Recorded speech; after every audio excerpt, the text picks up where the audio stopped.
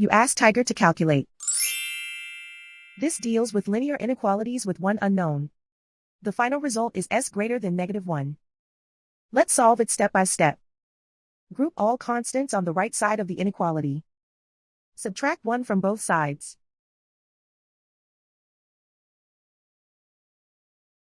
Simplify the arithmetic.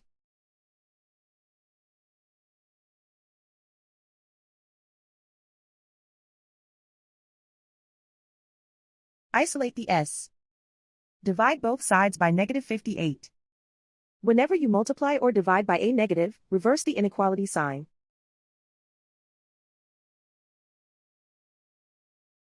Cancel out the negatives.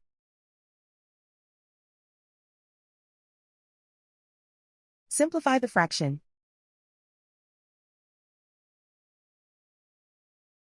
Move the negative sign from the denominator to the numerator.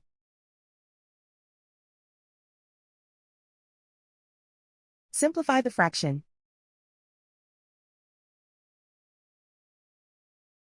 Plot the solution on a coordinate grid. And so the final result is s greater than -1.